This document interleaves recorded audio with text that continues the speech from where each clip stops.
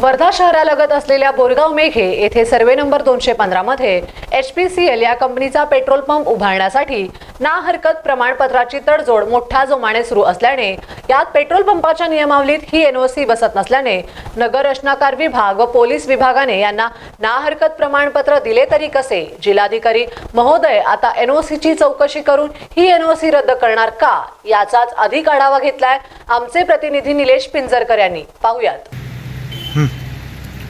वर्धा शहरालगत असलेल्या Borgaon Meghe survey number 215 मौजा बोरगाव मेघेमध्ये आत्ता अद्ययावत HPCL कंपनीचा पेट्रोल पंप स्थापित होणार आहे. त्यासाठी लागणाऱ्या ना हरकत प्रमाणपत्र व अहवाल आत्ता जिल्हा अधिकाऱ्यांकडे सादर होते आहे.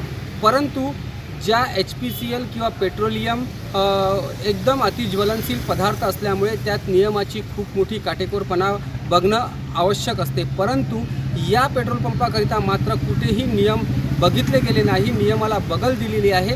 तिथून 100 मीटरच्या आतच लॉन आहे, लहान मुलांची शाळा आहे, ज्युनियर कॉलेज आहे, तसंच फार्मसी कॉलेज देखील आहे व रस्त्याला दुभाजक देखील त्या ठिकाणी खंड पडलेला आहे.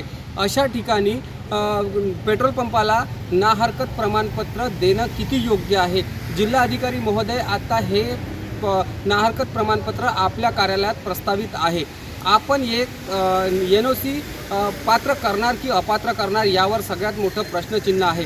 जो पेट्रोल पंप वर्धेचा जो मालक आहे तो मात्र सातत्यानं वाद्याच्या भोवऱ्यात आहे. अवैध कामात मात्र मास्टरमाइंड आहे. आपल्यासोबत शिवा संघटनेचे अध्यक्ष व सामाजिक कार्यकर्ते सुरेशभाऊ पट्टेवार आहेत. काय सांगाल, जो आज पंप स्थापन होत आहे आणि ज्या परिवाराचा आहे त्या परिवाराविषयी आपल्याला जास्त माहिती आहे, आपण काय सांगाल? महत्त्वाचं सांगायचं म्हणजे वर्धेतील कृपलानी परिवार हा बेकायदेशीर बांधकामात खूप समोर गेला असून याला शासन प्रशासन खूप मोठ्या प्रमाणात सहकार्य करीत आहे.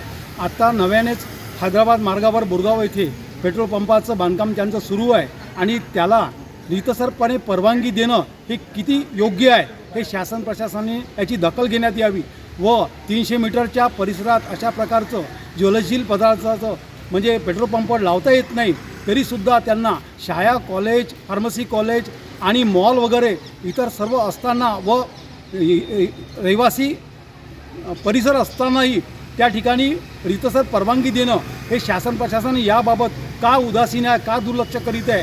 कुठेतरी कृपलानी परिवारांच्या गर्भश्रीमंत पैशाला घाबरून शासन प्रशासन कुठेतरी मुरत आहे.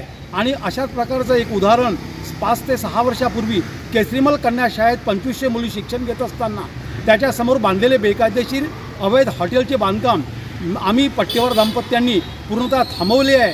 अद्यापही त्यांनी दिलेल्या कुठल्याही आमिषाला आम्ही बळी पडलो नाही आणि ते हॉटेल आम्ही बंद करून चुकलो आहे. अशाच प्रकारचं हे जे पेट्रोल पंप सुरू करतील याला कृपया जिल्हाधिकारी महोदयांनी शासन प्रशासनाने कुठलीही कायदेशीर परवानगी देऊ नये. दिली असल्यास ती तात्काळ रद्द करावी, नाहीतर आम्हालासुद्धा या पत्रकारांनी घेतलेल्या विषयासंदर्भात आंदोलन करावे लागेल याची मी हमी देतो. जय शिवा. यानंतर त्यांचा दारूचा व्यवसाय वर्धा जिल्ह्याच्या सीमेवर आहे. असंख्य केसेस त्यांना वर्धा जिल्ह्यात दारूच्या आणण्याच्या यावर द्यायचं. महत्त्वाचं सांगायचं म्हणजे केसरीमल कन्या विद्यालयासमोरील हॉटेल बंद करण्यामागचा मूळ उद्देश असा होता की साकी बार जे सेल्डोमध्ये आहे त्या बारमधून त्यांची दारू वर्धेत येईल आणि वर्धा जिल्हा हा गांधी जिल्हा म्हणून दारूबंदी जिल्हा घोषित आहे. परंतु साकी बार वर्धा जिल्ह्याला लागूनच असल्यामुळे इथे कृपलानी बंधू दारू आणेल आणि खुलेआम दारू विकेल. परंतु आमच्या वर्धा शहरात दारू विक्री होणं हे आम्हा एक लोकप्रतिनिधी म्हणून, एक सामाजिक कार्यकर्ता म्हणून कदापि आवडणारं नाही. त्यामुळे आम्ही हा विषय घेतला आणि त्यांचं हॉटेल बंद केलं. त्यामुळे या कृपलानी परिवारावर बेकायदेशीर धंद्यावर शासन प्रशासनाने वेळीच आवर घालावा अशी माझी नम्र विनंती आहे. नक्कीच गेल्या काही काळात त्यांचा अवैध ऑइल, डुप्लिकेट ऑइलचा देखील मोठ्या प्रमाणात धंदा होता. तसेच त्यांचा टायरचा देखील बिझनेस आहे. कुठेही GST बिल त्यांच्याकडे प्राप्त होत नाही, तर डुप्लिकेट धंदा करणे हा त्यांचा सातत्याने उद्दिष्ट राहिलेला आहे.